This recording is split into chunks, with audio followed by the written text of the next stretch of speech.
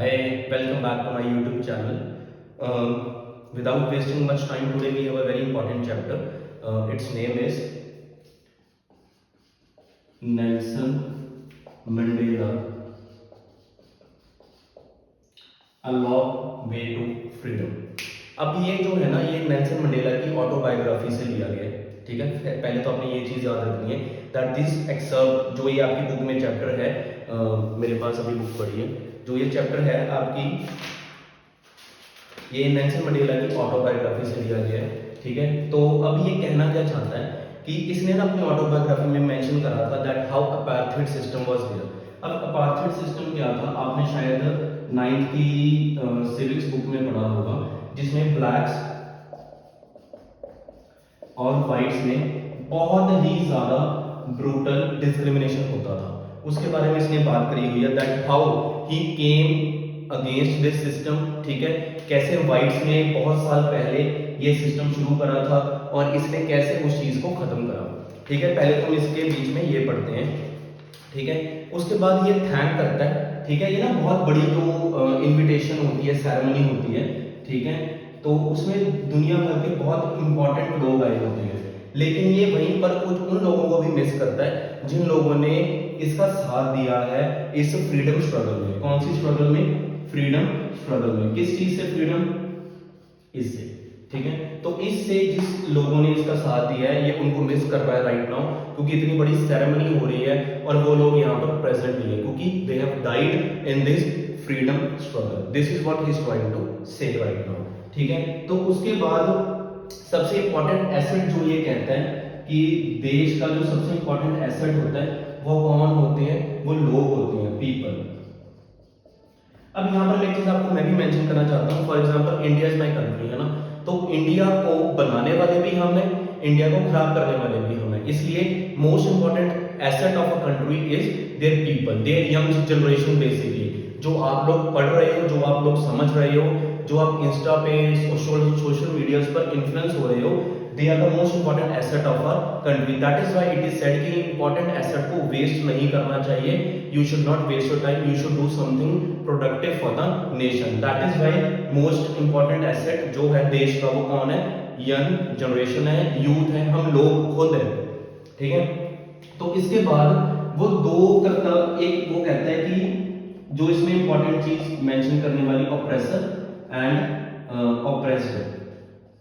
ठीक है, तो वो कहता है कि ये दोनों इक्वली ही जिम्मेवार होते हैं सोसाइटी में। ऑप्रेसर कौन होता है? जो दबाता है किसी दूसरे इंसान को, और ऑप्रेस्ड कौन है? जो दब रहा है। यानी कि जुर्म करना और जुर्म सहना ये दोनों सेम चीजें हैं। That is what Nelson Mandela is trying to say. That means हमें हमेशा जुर्म के खिलाफ आवाज उठानी चाहिए।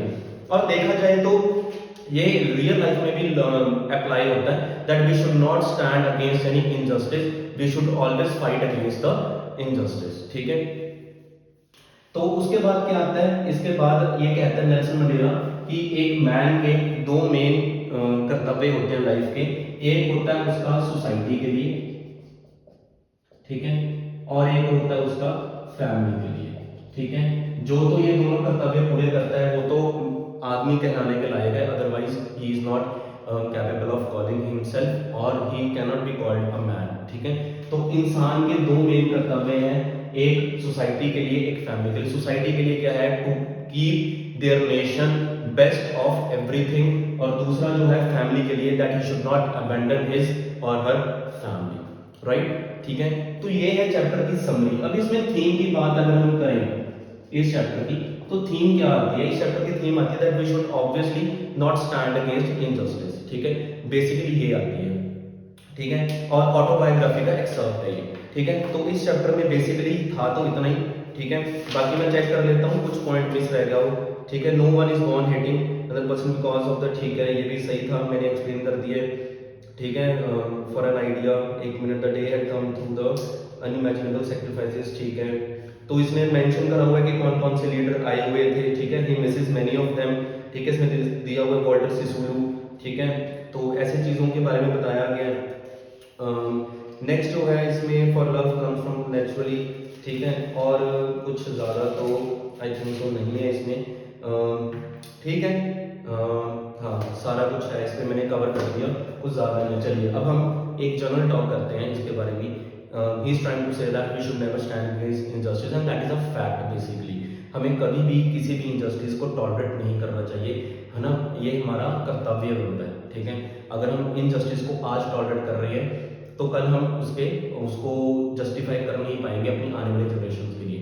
यहीं पर मैं एक और पॉइंट ऐड करना चाहता हूँ जो बेसिकली इस चैप्टर से रिलेट करता है, that while choosing our leaders, है ना, जब हम अपने लीडर्स को चूज करते हैं इलेक्शंस के टाइम, हम क्या करते हैं, हम कई लोग, है ना, most of the people in India they sell their votes, है ना, votes are bought by the politicians, जो कि गलत है।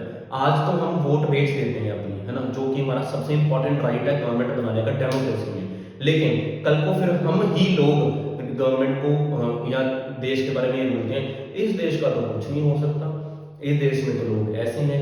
भाई हम लोग क्या कर रहे हैं उस केस में, हम लोगों ने क्या करा है, हम लोगों ने खुद वोट बेची है एक गंदे पॉलिटिशियन को, तो वो ऑब्वियसली जब हमने चूज करके भेजा तो वो हमारे लिए क्या काम करेगा। अगर आज मैंने 10 लाख रुपए इलेक्शन जीतने के लिए लगा दिए अपने आप से, तो ऑब्वियसली उसको कवर अप तो भी मैं ही करूंगा ना, तो that is the root cause of corruption, ठीक है। आज मैंने 10 लाख लगा करके इलेक्शंस जीत ली तो उनको कवर अप भी तो मैं ही करूंगा, यही रूट कॉज है करप्शन का, ठीक है। Till then keep subscribing, keep liking my YouTube channel, bye bye.